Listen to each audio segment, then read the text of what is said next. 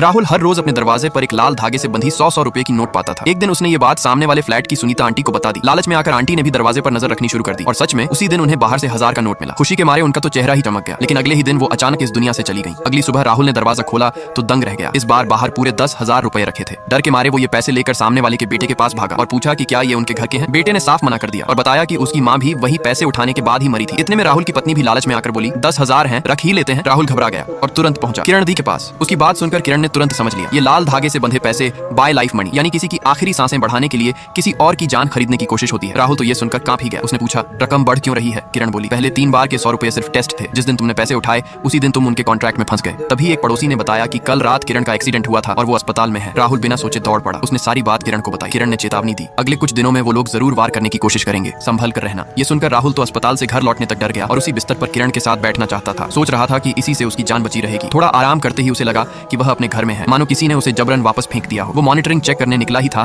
कि दरवाजे पर किरण मिल गई। पता चला कि सुबह वो सिर्फ उसे ब्रेकफास्ट लाने को कहकर भेजी थी, लेकिन राहुल वापस ही नहीं आया तो वो खुद देखने आ गई कि कहीं उसके साथ कुछ हुआ तो नहीं। राहुल ने जो भी बीती रात हुआ सब बताया। और सब्सक्राइब कर भाइयों और वीडियो को एंड तक देखिए, पूरा मजा आएगा भाई।